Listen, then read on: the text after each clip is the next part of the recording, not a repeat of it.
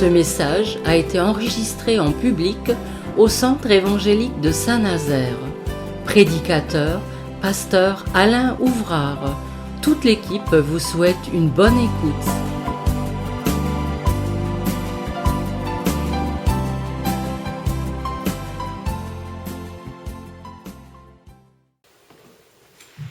Voilà, bonsoir à tous. Ceux que je n'aurai pas salués ce soir, je vous propose que nous fassions une première lecture dans le livre du Deutéronome.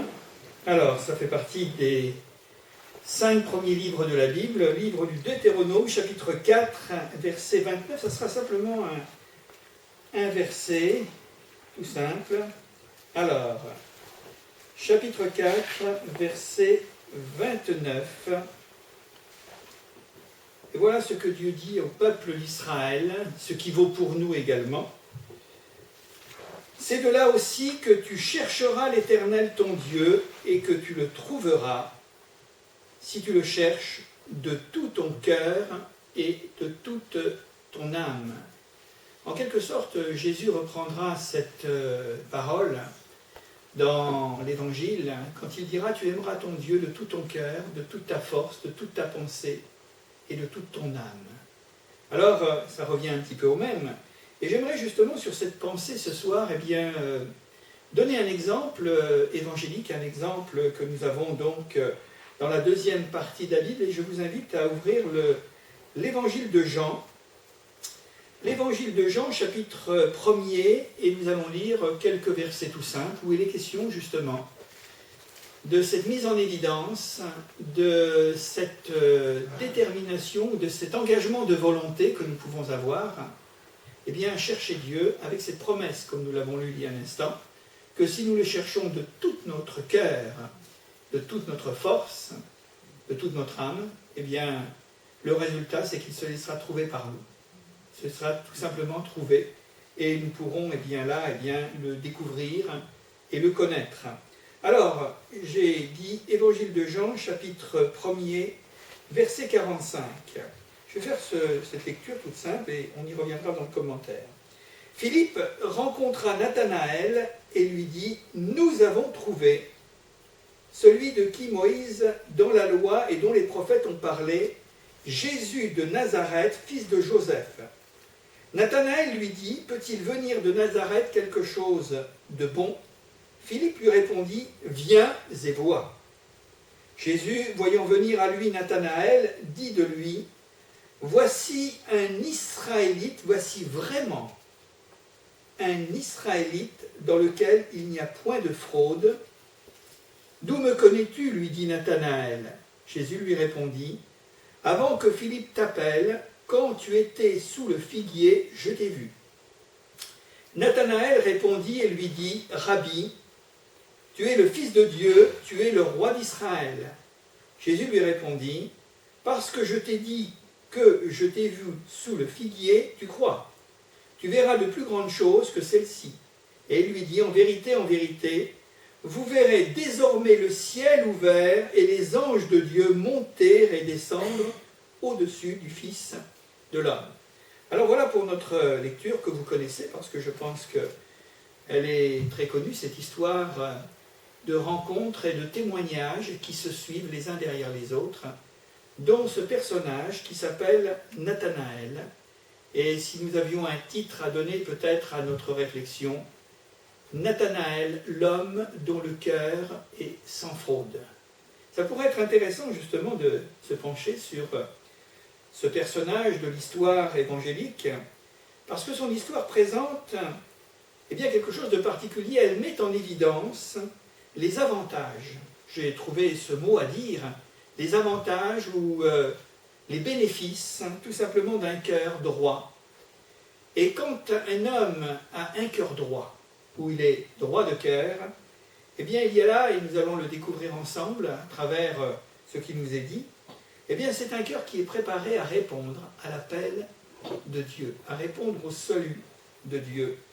Et ça fait partie de cette lignée d'hommes que nous trouvons dans l'Ancien Testament comme dans le Nouveau Testament, hommes et femmes, qui lorsque Dieu eh bien, les a rencontrés ou les a appelés, ou tout simplement ceux qui dans l'Évangile ont rencontré Jésus, eh bien, ont répondu spontanément. Et ça, c'est quelque chose. Moi, je pense à Lydie, par exemple, dans le livre des Actes. Elle n'a pas cherché, comme on dit très souvent, midi à 14 heures pour se poser la question de ce qu'elle devait faire. Le geôlier de la prison de Philippe, c'était la même chose. Il y a également un personnage qui est très connu également dans le livre des Actes, donc le livre d'histoire de l'Église première, de l'Église primitive, c'est l'histoire du centenier. Et ils portent un nom, tous ces gens-là, ce sont des craignants Dieu. C'est-à-dire que ce n'est pas des gens qui ont peur de Dieu, c'est des gens qui ont un grand respect de Dieu et qui croient à son existence même s'ils ne le connaissent pas. Et nous nous apercevons qu'il y a des récits formidables, des histoires qui nous sont racontées dans la Bible, où il a suffi tout simplement qu'il y ait là, quelque part, une manifestation de cet appel de Dieu à travers des circonstances. Pour certains, c'était la maladie, pour d'autres, c'était autre chose. Et aussitôt, ces gens ont répondu spontanément. Et comme Bartimée, ils ont suivi Jésus dans le chemin. C'est-à-dire que leur cœur était déjà prêt.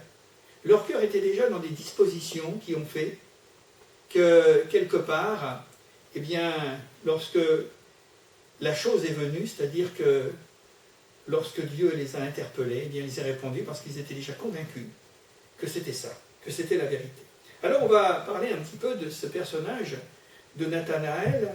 Vous savez que le nom Nathanaël, c'est un nom que l'on donne maintenant aux petits garçons. C'est masculin, hein, mais bon, il y a des petites filles qui s'appellent aussi Nathanaël. Ça veut dire don de Dieu. C'est-à-dire qui montre bien dans sa totalité ce que Dieu fait pour les hommes, c'est une grâce, c'est une faveur et c'est un cadeau. Don de Dieu. Et vous savez, ce Nathanaël, on le retrouve nulle part dans l'histoire. Pourtant, il fait partie des 12 apôtres que Jésus a choisis, sous un autre nom. Il est nommé dans l'évangile de Matthieu le 6e, c'est-à-dire le 6e des disciples, le 6e des apôtres que Jésus a choisis pour en faire, eh bien, tout simplement, eh bien, ses témoins. Et il s'appelle à ce moment-là, et ça c'est une vérité reconnue par tous les commentaires bibliques, il s'appelle Barthélemy. Voilà, la Saint-Barthélemy de sinistre mémoire, hein, naturellement, mais il s'appelle Barthélemy. Alors, si on le cherche, on le reconnaîtra dans la Bible, tout simplement, non pas sous le nom de Nathanaël, mais de Barthélemy. Il nous a dit que c'était un homme qui habitait, tout simplement, eh bien, Cana. Cana, on se souvient aussi de ce qui s'était passé. Hein.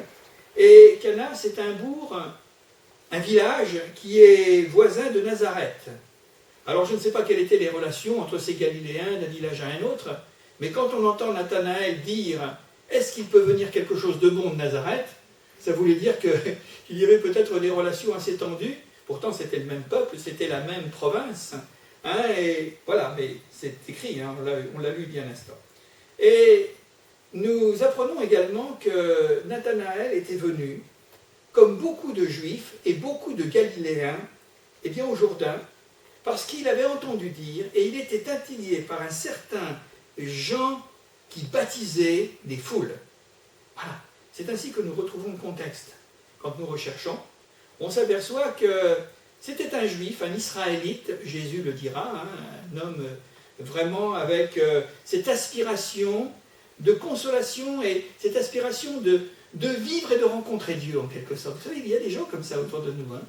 Moi, je suis sûr que dans notre ville, eh bien, il y a des gens qui ont un fond, non pas religieux, mais au-delà de la religion, un fond spirituel, qui sont à la recherche de la vérité, qui aimeraient bien peut-être aller encore plus loin. Peut-être sont-ils, en effet, enserrés dans un contexte religieux qui les en empêche, ou peut-être d'autres choses. Mais néanmoins, il y a au fond de leur cœur un besoin de vérité et un besoin de justice.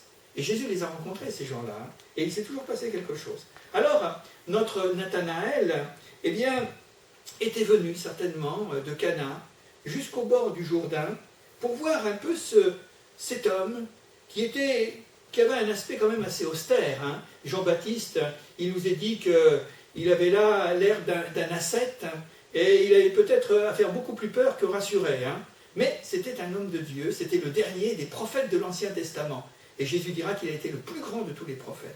Alors Jean, il baptisait des foules, parce que, voilà, le temps était venu, et puis les gens venaient à lui. Il ne faisait pas de miracle, Jean, mais il avait un message. Alors probablement que Nathanaël a entendu certainement le message, qui était un message vigoureux de Jean-Baptiste. C'était « repentez-vous ». Et avec des propos qui étaient assez vigoureux, sévères même. Et pourtant les gens venaient, ils écoutaient. Alors, je pense que Nathanaël a été confronté à cela. Et une des choses que Jean-Baptiste annonçait, c'est qu'il annonçait la venue du Messie d'Israël. Voilà.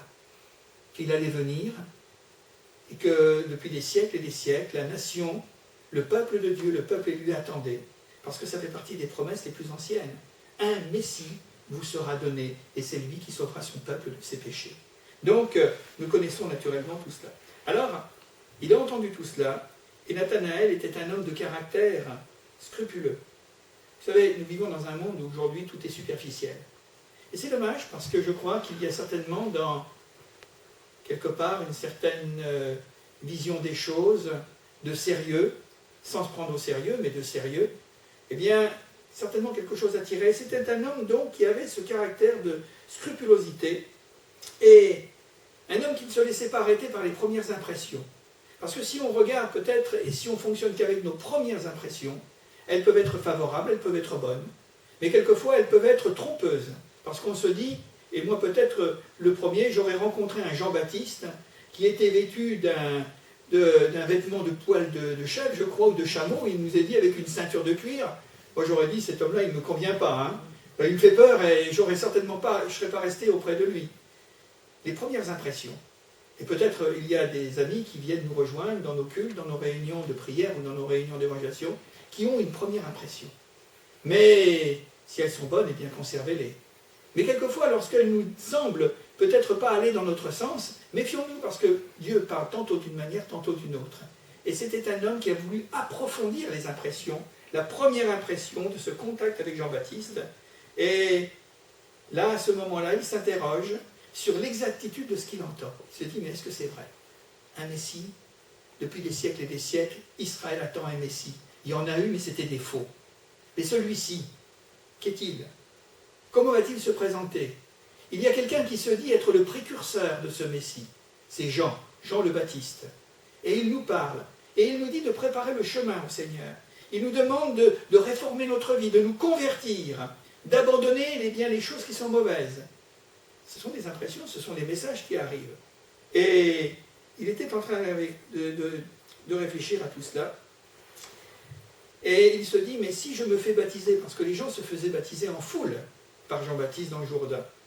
Et il se dit, mais si je me fais baptiser, c'est que véritablement, eh bien, je m'engagerai. Et à ce moment-là, ensuite, je serai prêt, tout simplement, à suivre le Messie qui est annoncé. Je crois que c'était les intentions de Nathanaël. Il ne voulait pas faire les choses à moitié. Il ne voulait pas les commencer et ne pas les finir. Il voulait les débuter, mais sur de bonnes bases. Et vous savez, je crois que le meilleur moyen pour entretenir notre foi, une foi durable, une foi pérenne, c'est de commencer sur des bases que nous enseigne la parole de Dieu et l'Évangile. Eh oui.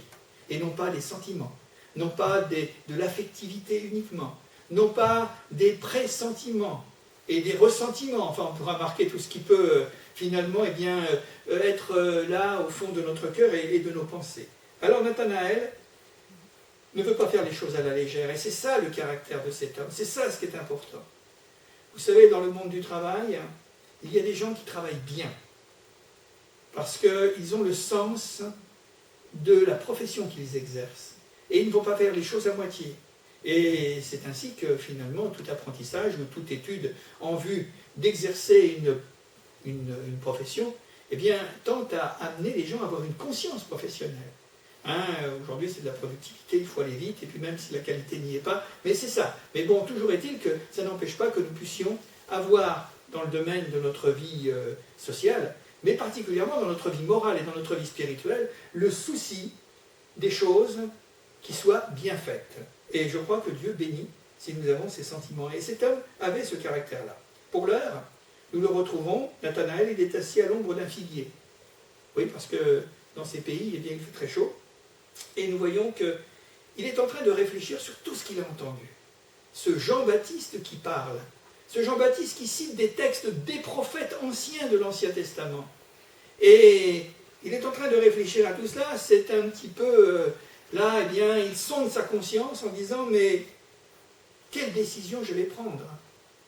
Il réfléchit.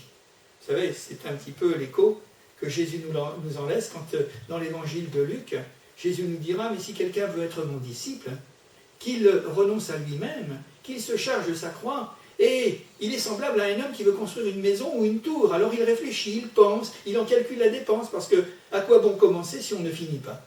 Et c'est très pertinent tout cela. Et je pense que c'est ça ce qui se passe dans les préoccupations de Nathanaël. Alors, Jésus va l'interpeller à ce moment précis, comme ce sera le cas plus tard, tout simplement d'un autre homme, rencontré, qui s'appelle Zachée de Jéricho, et lui, pareil, il est dissimulé dans le feuillage d'un sycomore. Comme quoi, hein, montez dans les arbres et vous rencontrerez le Seigneur. Non mais c'est vrai, regardez, je suis en train de faire le rapprochement entre Zachée, monté dans son sycomore, et puis également Nathanaël. Oui, c'est à l'ombre de tes ailes. Hein. Vous connaissez c'est à l'ombre là, du figuier ou du sycomore, mais peu importe, ça sont des choses qui ont une importance très limitée. Et puis nous l'avons lu, Philippe rencontra Nathanaël. Philippe était l'ami de Nathanaël. Et quand on a des amis et que l'on connaît qui est Jésus, que l'on connaît le bonheur du salut, ce poids qui nous est enlevé par le pardon de nos péchés, alors à ce moment-là, on fait connaître à d'autres. Tout le monde ne sera pas d'accord pour entendre ce que nous avons à dire. Peut-être nos plus proches amis seront des détracteurs, seront peut-être et deviendront des adversaires, mais néanmoins, c'est ce qui se passe. Philippe rencontra Nathanaël et il lui a dit, tout simplement, il lui a parlé. Il va lui rendre témoignage et lui dit ces paroles que nous avons au verset 45. Nous avons trouvé celui de qui Moïse a écrit dans la loi et dont les prophètes ont parlé, Jésus de Nazareth, fils de Joseph. Alors je vous ai dit que Nathanaël était de Cana. Il y avait à Nazareth un charpentier, vous connaissez l'histoire, qui s'appelait Joseph. Et qu'est-ce que cette famille avait fait parler dans toute la région de la Galilée, hein? Parce qu'il y avait le fils aîné, qui était né d'une manière assez bizarre, et qui là, eh bien, grandissait au milieu des siens, au milieu des villageois, au milieu de la population de Nazareth. Mais je pense que si c'est cité fils de Joseph, c'est que pour Nathanaël, ça voulait dire quelque chose. Et nous voyons qu'il va lui montrer comme un élément supplémentaire pour l'amener à croire. Et il dira, mais nous avons trouvé. Ah, trouver Dieu. Qu'est-ce que ça veut dire? Trouver le Seigneur, trouver la foi, trouver la paix, trouver la joie, trouver le salut, trouver l'assurance de la vie éternelle. Nous avons trouvé. Tout cela, c'est contenu dans un seul nom, c'est le nom de Jésus, celui dont Moïse a écrit dans les prophètes et dont les anciens eh bien, nous ont rapporté finalement eh bien, là, la prédiction. Pour convaincre un juif comme Nathanaël, il fallait revenir à Moïse. Hein. Il fallait revenir à l'écriture.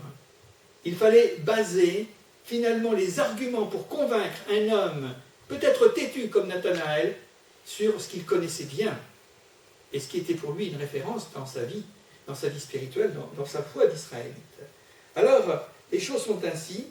Nous avons trouvé donc Jésus de Nazareth. Eh oui. Et aussitôt, Nathanaël va répondre à son ami Philippe, il va lui dire, mais peut-il venir quelque chose de bon de Nazareth? Je l'ai dit tout à l'heure, pour montrer qu'il ne devait pas y avoir des relations, certainement pas. Vous savez, aujourd'hui ça se fait moins, parce que bon, avec les moyens de communication, Internet, téléphone, etc. Mais vous savez, dans l'ancien temps, dans les villages, quelquefois il y avait un peu de bisbille, parce que bon, je ne sais pas, il y avait ceci et cela, je ne saurais le dire, mais quelquefois, voilà, on connaissait bien les gens, et c'était quelquefois de bonnes relations, mais parfois peut-être un peu plus difficiles. Et vous imaginez Nathanaël qui va hausser les épaules, vous l'imaginez comme ça. Il dira, mais tu es en train de me dire que le Messie va naître, enfin est né, et c'est lui qui est né là dans notre bourgade, enfin né, ou il a grandi dans notre bourgade de Nazareth. Mais est-ce qu'il vraiment peut-il y arriver quelque chose de bien qui sorte finalement de ce bourg perdu que l'on appelle Nazareth? Et on peut s'imaginer un petit peu la réaction de Nathanaël. Nathanaël, dans un premier temps, il a un doute. Je voudrais le rappeler ce soir, le doute, il est négatif ou il est positif. Tout dépend de la position que nous prenons. Tout dépend de ce que nous voulons et ce que nous entendons. Si nous nous laissons envahir par le doute, il va nous tuer. Il va nous amener à tomber plus bas. Mais si nous surmontons et nous sommes victorieux du doute, alors à ce moment-là, il va nous faire rentrer dans une autre dimension de foi et d'assurance. Et là, il a un doute. Et c'est un penchant naturel à tous les hommes, à juger défavorablement ce que nous ne connaissons pas encore. Vous savez, l'étrange ou l'étranger, celui qui n'habite pas dans notre village ou dans notre ville, celui qui ne parle pas la même langue, qui n'est pas de la même couleur de peau que nous, celui qui n'a pas la même religion, c'est quand même un étrange personnage. On appelle ça un étranger, naturellement. Et souvent, notre façon de penser a tort, quelquefois a raison, mais je voudrais croire que quelquefois c'est aussi souvent à tort, parce qu'on ne connaît pas bien, parce qu'on ne sait pas. Souvent, nous avons des jugements qui sont des jugements arbitraires, des jugements précipités sans que nous connaissions. Et c'est certainement ce qui se passe.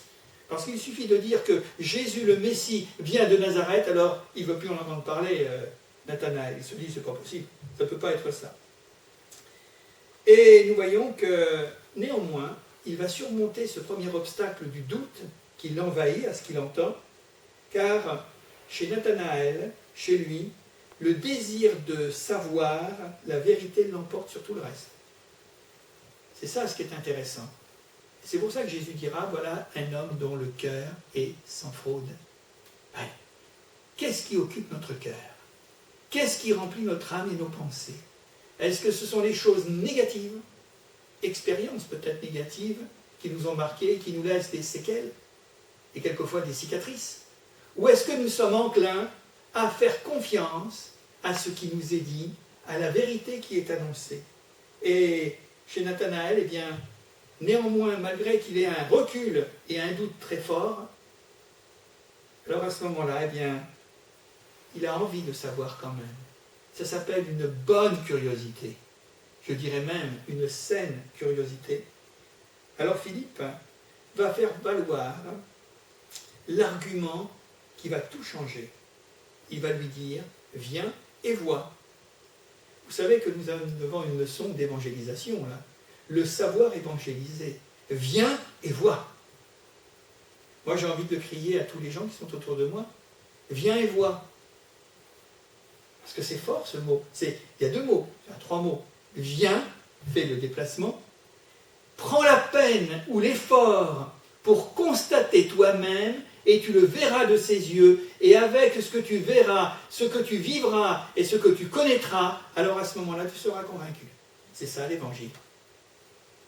Quand Jésus a fait son apparition parmi les hommes il y a 20 siècles, qu'est-ce que c'était? C'était le viens et vois. Aujourd'hui, nous ne pouvons pas dire de voir Jésus parce qu'il est ressuscité, et il est dans le ciel, et il revient bientôt, comme nous l'avons chanté. Mais une chose qui est certaine, c'est que les hommes, même les aveugles le voyaient. C'est pour vous dire, extraordinaire.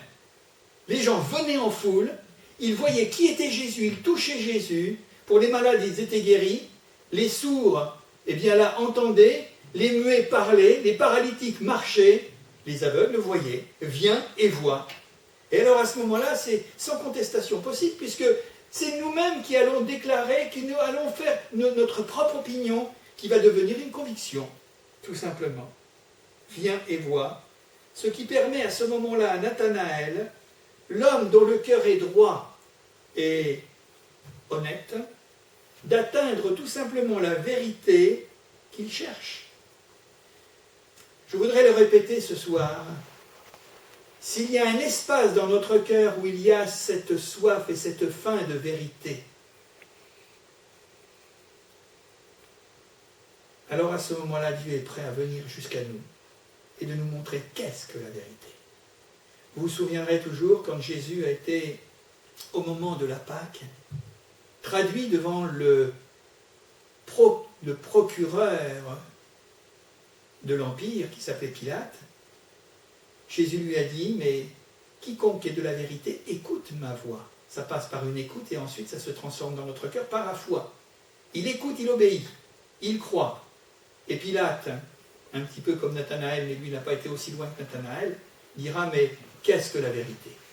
Qu'est-ce que la vérité?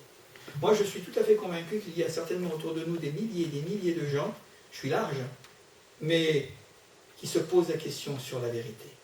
Dans un monde où il y a, hélas, malheureusement, trop d'informations qui sont mensongères et qui confondent les gens, qui se disent, mais alors, en qui croire, à qui faire confiance? Et pourtant, la vérité, elle existe. La vérité entre les hommes, elle existe. Elle doit exister. La vérité de Dieu, elle nous a été révélée à travers la Bible, le message biblique et à travers la personne de Jésus-Christ. C'est la vérité. Jésus dira dans la prière qu'il fait monter vers son Père, dans l'évangile de Jean, il dira ceci, mais ta parole est la vérité. Alors, si nous avons ce petit espace où il y a marqué vérité dans notre cœur, eh bien, si nous le cherchons, si nous la cherchons, cette vérité, Dieu nous dit, mais je me laisserai trouver, aucun problème. Mais il faut aimer la vérité. Il faut avoir l'amour de la vérité. Alors, Nathanaël va venir, et il va voir par lui-même et se faire une idée, plus qu'une idée, une opinion, plus qu'une opinion, il va se faire une conviction quand il va être en face de Jésus. Nous avons rencontré Jésus. Vous comprenez ce que ça veut dire? Moi, je ne l'ai pas vu, vous ne l'avez pas vu.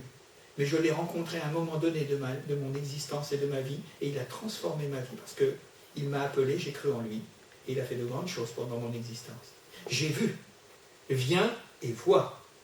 Jésus dira de lui, cette belle louange, au verset 45, que je relis, que je replace devant vous, Jésus, voyant venir à lui Nathanaël, dit de lui, voici vraiment un Israélite, dans lequel il n'y a point de fraude. Vraiment avec un cœur droit, avec de la rectitude au fond de son âme, dans ses pensées, au plus profond de lui-même, sans fraude. Ça ne voulait pas dire que Nathanaël était sans péché, qu'il n'avait pas ses défauts. Mais malgré ses défauts et malgré peut-être toutes les lacunes et les carences qu'il pouvait avoir, quand c'était blanc, quand c'était noir, c'était noir. Et c'est ça ce qui fait que, c'est ça ce qui plaît à Dieu. Que nous ne soyons pas batifolés sur une ligne médiane en disant un petit peu à droite, un petit peu à gauche, mais si véritablement dans notre esprit nous sommes déterminés à être vrais, alors à ce moment-là, eh bien, qu'il n'y a pas de fraude, qu'il n'y a pas de faux fuyants, qu'il n'y a pas toutes ces choses. Alors, un homme sans détour, on peut le dire, un homme sans prétexte, un homme également qui ne cherche pas d'échappatoire. Ce qui fait penser qu'il y a deux catégories d'hommes dans cette humanité, face à l'appel de Dieu, et face à la vérité, et face à son salut. Il y a soit ceux qui fuient, parce que la vérité les dérange ou les embarrasse, et puis il y a ceux qui vont regarder la réalité de ce qui est vrai en face.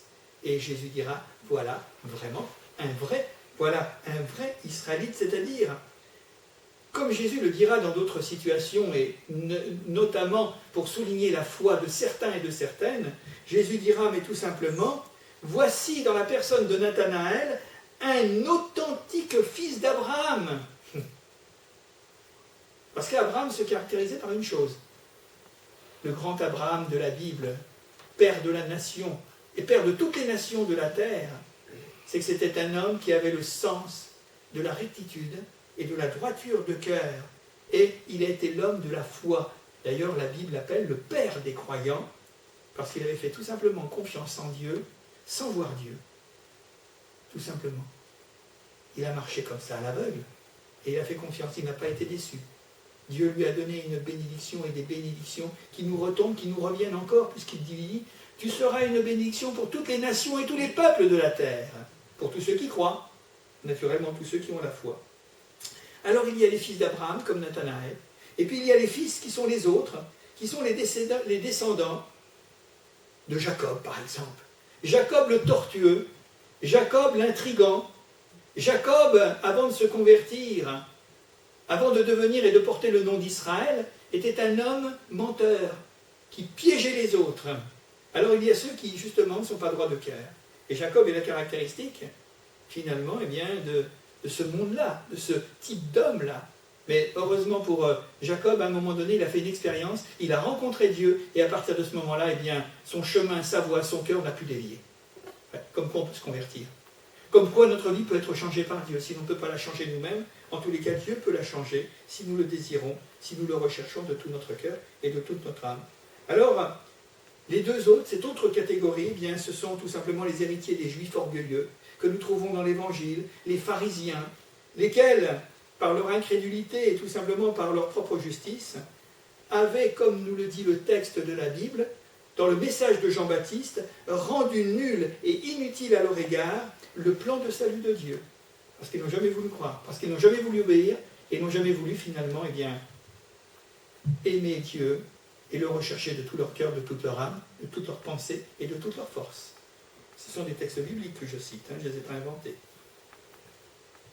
Ces mêmes réfractaires ou ces mêmes ambitieux qui vont décider à un moment donné et qui vont exiger le crucifiement de Jésus.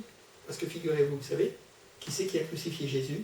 Ce n'est pas le petit peuple, ce n'est pas les pauvres gens, c'est principalement les autorités religieuses. Ça, c'est étonnant. C'est eux qui ont crié en disant « Mais crucifie cet homme, c'est un imposteur, ce Jésus de Nazareth, il doit mourir ». C'est quand même curieux. Donc, on peut être religieux sans être converti. On peut être religieux sans aimer la vérité. On peut être religieux en haïssant la justice. On peut être religieux tout en, finalement, eh bien, faire de Jésus ce que l'on veut. Parce que ce qui est important, ce n'est pas d'être religieux, c'est d'être spirituel. C'est d'être un homme ou une femme rempli du Saint-Esprit, rempli de l'Esprit de Dieu. Ça, c'est autre chose. Naître de nouveau.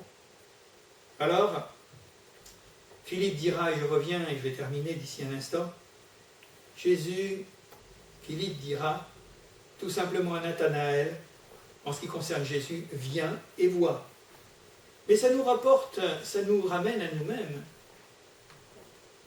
Confrontés à la vérité de Jésus, confrontés aux promesses de la Bible, qui nous parlent de Jésus, selon nos besoins, selon nos aspirations, qu'est-ce que je vais faire de Jésus?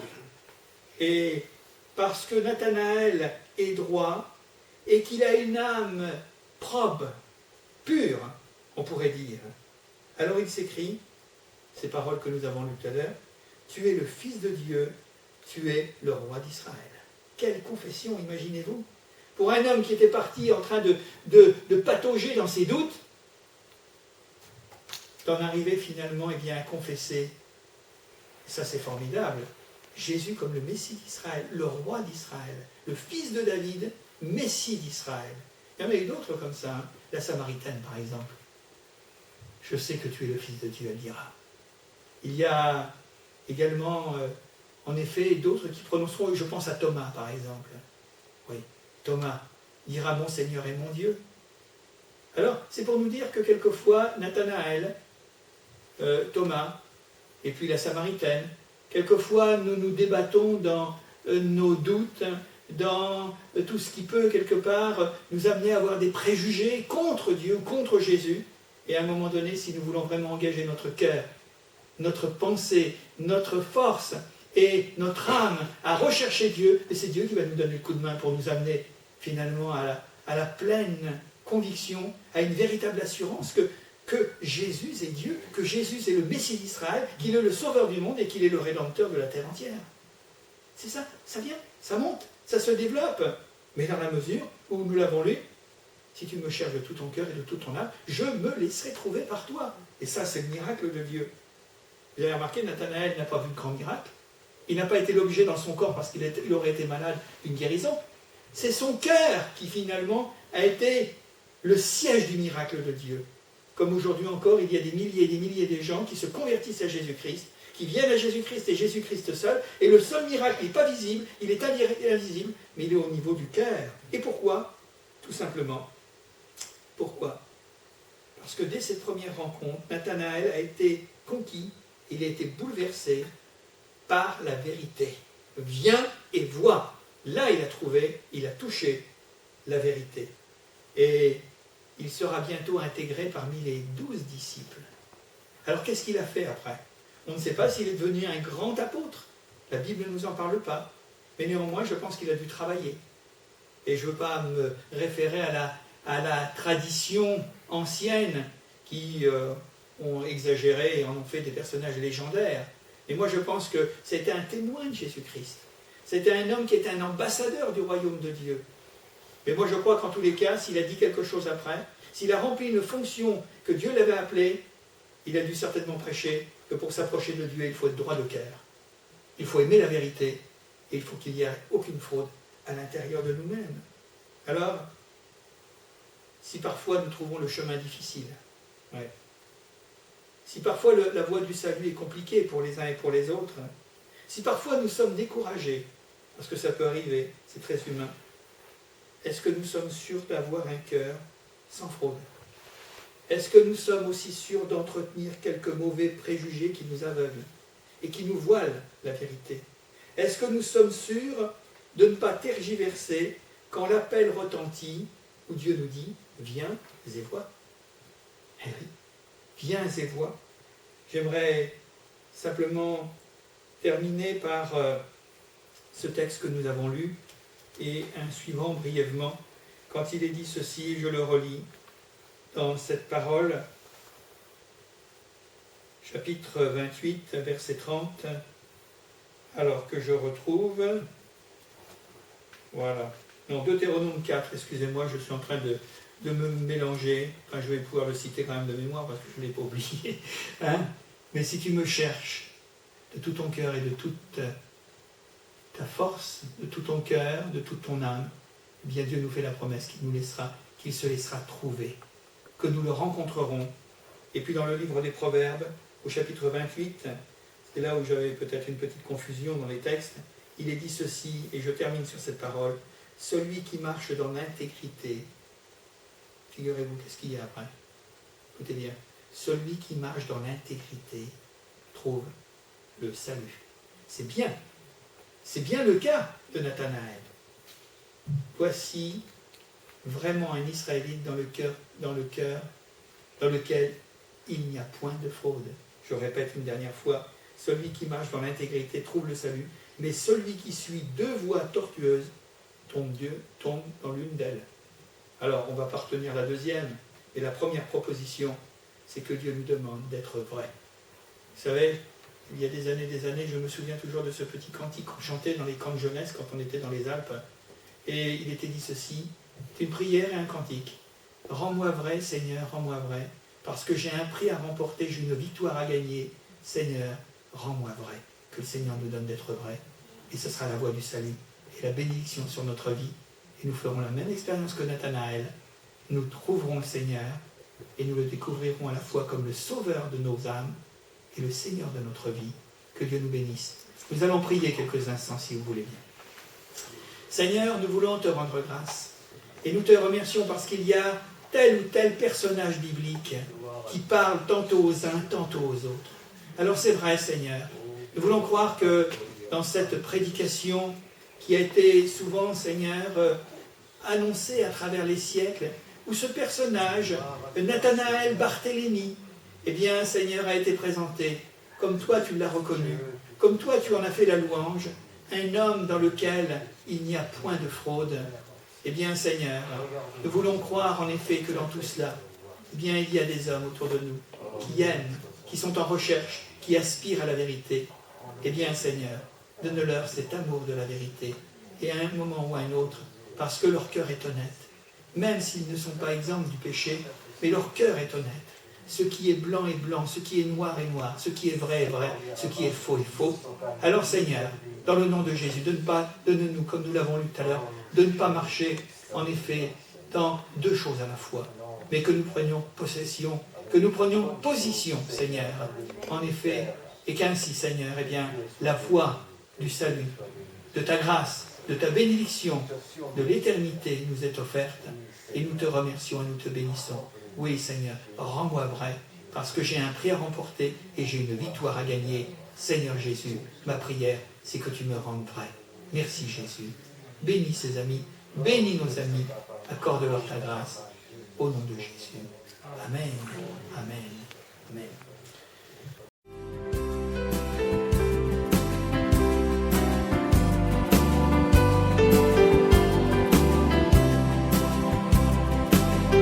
Pour écouter d'autres messages audio ou vidéo, Retrouvez-nous sur www.add-saint-nazaire.fr.